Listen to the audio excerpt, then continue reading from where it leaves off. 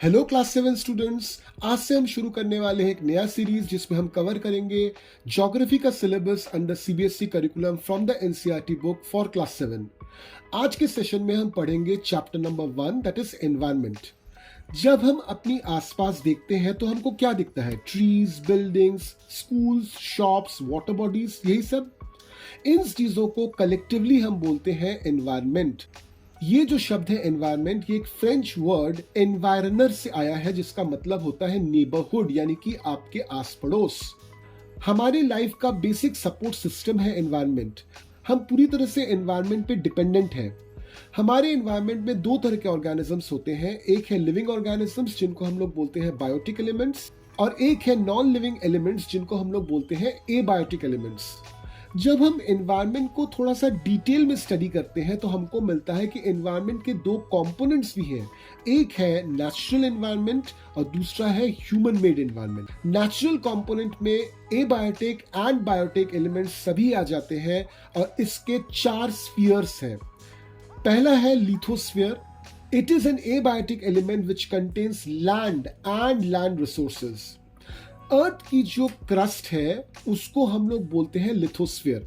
ये क्रस्ट बना हुआ है मेनली रॉक्स और मिनरल्स से, जिसके ऊपर एक पतली सी लेयर है सॉइल की। लिथोस्फीयर जो है वो इररेगुलर इन शेप है, इसलिए हमको बहुत सारे लैंडफॉर्म्स मिल जाते हैं जैसे माउंटेन्स, प्लेट्यूज, प्लेन्स, वैलीज। ये लैंडफॉर्म्स जो है हमको कॉन्टिनेंट के ऊपर भी दिखते हैं, at the same time ocean floor पे भी दिखते हैं।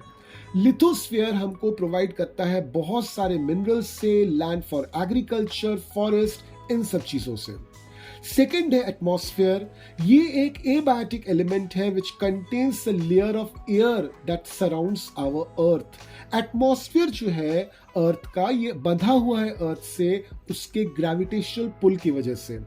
Atmosphere protects us from the harmful rays of sun, extreme heat, and it provides us various types of gases and water vapor. Even हमारा जो climate changes भी होता है ना, it is due to the changes in the environment.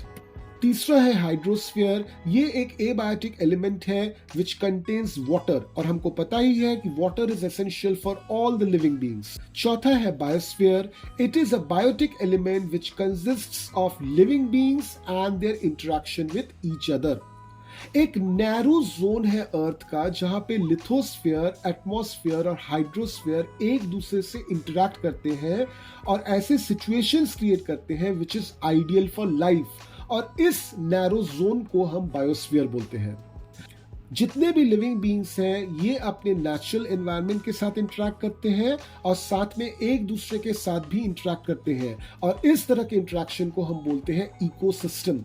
तो water में मान लीजिए या फिर फॉरेस्ट में मान लीजिए, लैंड में मान लीजिए, तरह तरह के इकोसिस्टम्स आपको देखने को मिल जाएंगे। जब ह्यूमन बीइंग्स एनवायरनमेंट के साथ इंटरैक्ट करते हैं तो ह्यूमन बीइंग्स अपने हिसाब से एनवायरनमेंट में चेंजेस कर देते हैं, और इसको हम बोलते हैं ह्यूमन एनवायरनमेंट। पहले के जो लोग थे जिनको हम अर्ली मैन बोलते हैं, they were completely dependent upon nature. मगर जैसे जैसे ह्यूमन बीइंग्स में डेवलपमेंट हुआ, ह्यूमन बीइंग्स ने नेचर को ही कंट्रोल करना शुरू कर दिया और अल्टीमेटली नेचर को हार्म करना शुरू कर दिया। आज हम तरह तरह के फ्यूल्स यूज करते हैं जिसके वजह से हाइड्रोस्फीयर, एटमॉस्फेयर और लिथोस्फीयर को बहुत भारी डैमेज पहुंच रहा है। कभी कभार तो ये डैमेज इरिवर्सिबल हो जाते हैं। So, to make the people across the world aware about the environment, how to take care of it and how to protect it, हर साल जून 5 को सेलिब्रेट किया जाता है एज वर्ल्ड एनवायरनमेंट डे। हम ह्यूमंस को सीखना चाहिए कि किस तरह से एनवायरनमेंट के साथ पीसफुली रहना चाहिए।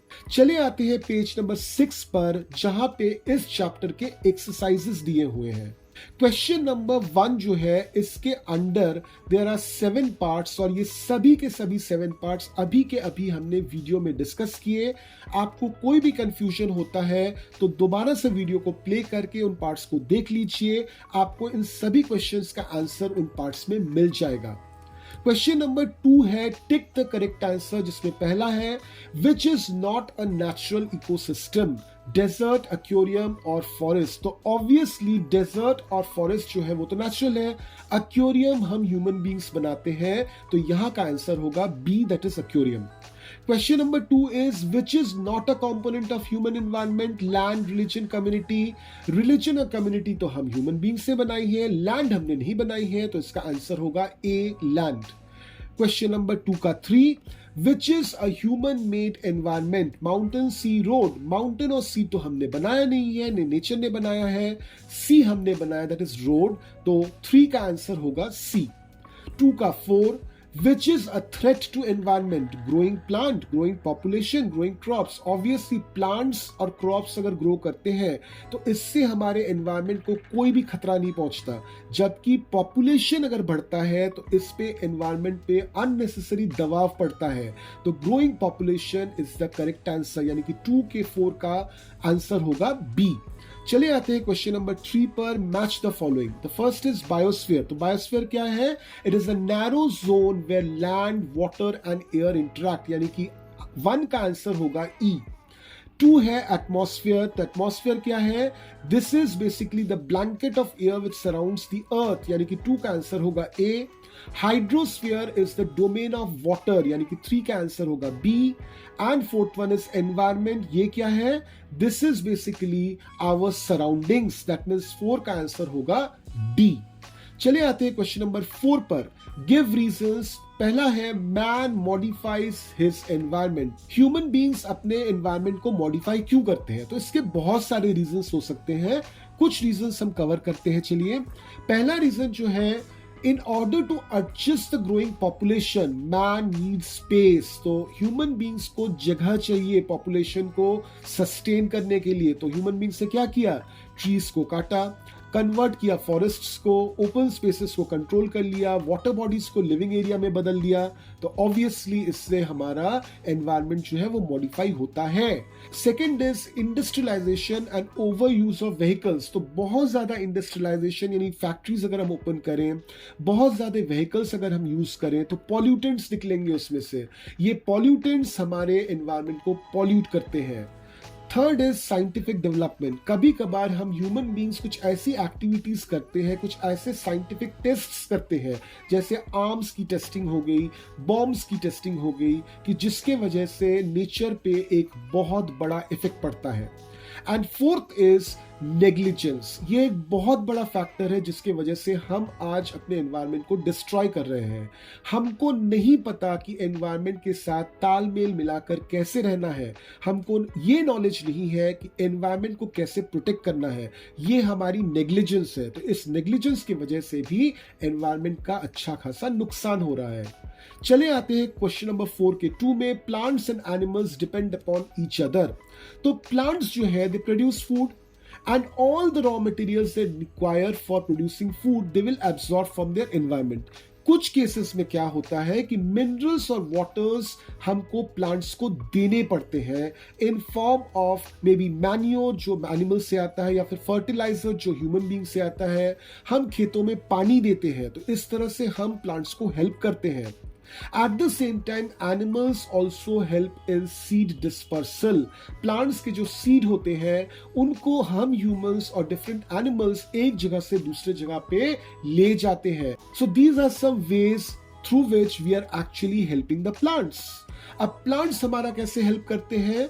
हम ह्यूमन बींग्स, और सिर्फ हम भी ह्यूमन बींग्स क्यों, सभी एनिमल्स जो है पूरी तरह से प्लांट पे डिपेंड करते हैं फॉर ऑक्सीजन एंड फूड. साथ में प्लांट्स हमको timber, shelter, fibre, medicine etcetera सब कुछ प्रोवाइड करता है. तो हम बोल ही सकते हैं कि प्लांट्स जैसे ह्यूमन बींग्स पे या एनिमल्स पे डिपेंडेंट है, हम एनिमल्स या ह्यूमन बींग्स भी प्लांट पे डिपेंडेंट हैं. उसके बाद आता है एक एक्टिविटी. उस एक्टिविटी को आप खुद से कर सकते हो. इससे आपको पता चल जाएगा कि आप किस तरह के एनवायरनमेंट पे जीना चाहते हो और आपको किस तरह के एनवायरनमेंट पे जीना पड़ रहा है. तो आपको ये डिफरेंस जब पता चलेगा तो आप रास्ते निकालोगे अपने एनवायरनमेंट पे सुधार लाने के. इससे खत्म हो जाता है हमारा चैप्टर नंबर 1. अगला सेशन होगा चैप्टर नंबर 2 पर, जहां पे हम पढ़ेंगे कि what is there inside our earth. तो थोड़ा सा इंतजार कीजिए, फिर मिलते हैं अगले चैप्टर के साथ. Until then, keep learning.